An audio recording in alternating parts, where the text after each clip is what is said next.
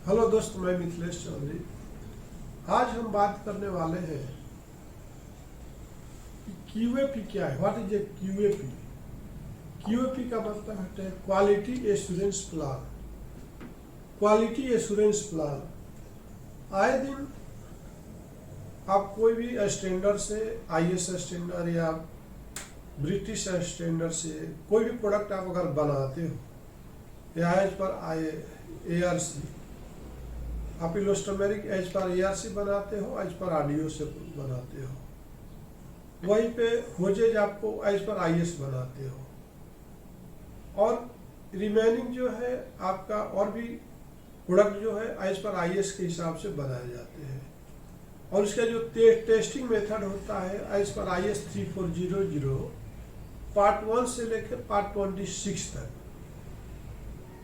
ठीक है, तो आपने जब कोई भी प्रोडक्ट बनाते हो तो सपोज आपको इंस्पेक्शन कराने के लिए आपको थर्ड पार्टी इंस्पेक्शन कंसल्टेंट होते हैं। हर प्रोडक्ट का सप्लायर और बायर के बीच में एक कंसल्टेंट कंपनी होती है जो उस स्पेसिफिकेशन के थ्रू जा करके वो प्रोडक्ट को टेस्ट करती है, और टेस्ट करने से पहले वो क्वालिटी एश्योरेंस प्लान को फॉलो करती है।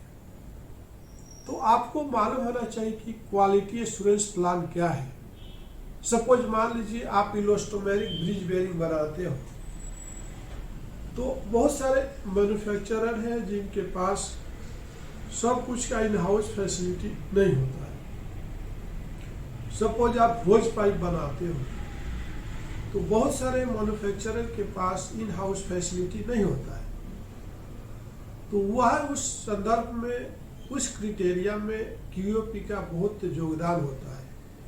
दूसरा नंबर क्या होता है कि जो भी थर्ड पार्टी आती है, कंसल्टेंट आते हैं आपके कंपनी में, आपके क्वालिटी को श्योर करने के लिए, अप्रूवल देने के लिए, टेस्ट करने के लिए, तो उनके पास भी टाइम का अभाव होता है।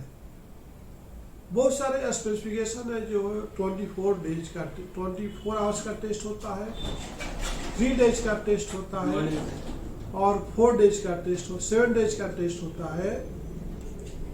तो 7 डेज तक किसी भी बाहर के आदमी को आपके पास टेस्ट को कंडक्ट करना मुश्किल है। उतना दिन आपके पास बैठना मुश्किल है, क्योंकि हर एक आदमी बिजी है। तो वहाँ पे क्वालिटी एश्योरेंस प्लान के थ्रू वो लोग आपको जाने के लिए बोलते हैं। सपोज मान दीजिए कि आप इलास्टोमेरिक ब्रिज बेयरिंग बनाते हो, राइट। इलास्टोमेरिक ब्रिज बेयरिंग बनाते हो तो उसमें physical property before ageing, physical property after ageing. तो फिजिकल प्रॉपर्टी बिफोर एजिंग में हार्डनेस, टेंसाइल, इलोंगेशन, तो आपको क्वालिटी प्लान में देना होता है कि ये जो क्राइटेरिया बिफोर एजिंग है हम लोग सेम डे में कंडक्ट करा सकते हैं, और this is in house facility.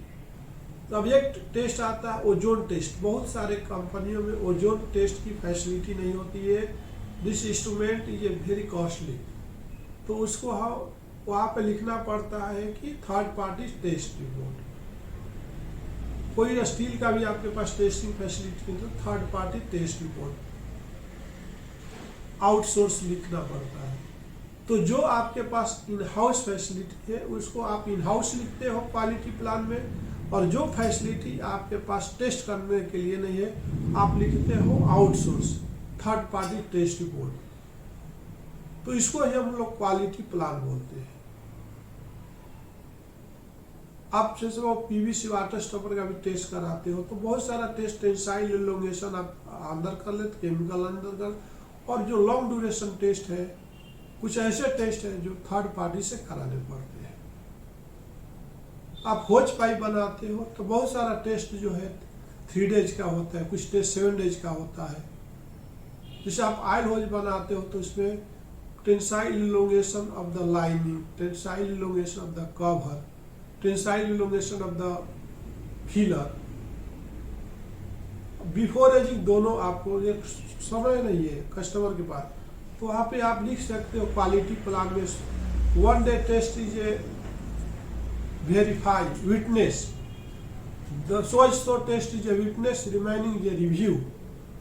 Understand, जो टेस्ट आपको 1 डे में पॉसिबल नहीं है, आप क्वालिटी प्लान में रिव्यू बोल के लिख सकते हो। वो क्वालिटी प्लान थर्ड पार्टी के पास जाता है, वो आपको ये अप्रूवल देगा कि ठीक है, आपका पास जो 1 डेज का जो टेस्ट है वो हम कंडक्ट करेंगे, रिमेनिंग टेस्ट को हम रिव्यू कर लेंगे आपका क्वालिटी प्लान के हिसाब से और आपका क्वालिटी इंटरनल रिकॉर्ड के हिसाब से कि आपने टेस्ट करते हो। तो आपने देखा कि what is the quality assurance plan, what is a QAP। अभी भी कोई अगर डाउट है तो आप जरूर मेरे कमेंट बॉक्स में लिखिएगा और फिर मैं आपको एक्सटर्नल और इंटरनल दोनों तरह के आपको बताएंगे कि what is the quality assurance plan. Without quality assurance plan third party not agree for visit in your company. तो there is a so many specification and so many testing method is a refer one for only one product. Suppose you go through the elastomeric bridge bearing that there is a so many testing method is there like this 3400 part 1, part 2, part 4, part 10, part 14, part 26, part 10 also. There is a 1 day test is conducted also like this tensile elongation hardness, and the remaining test is conducted long duration like this after aging is 72 hours, and that compressive set is 24 hours. So long duration test is please mention the your quality plan. This is a total remaining test is a review.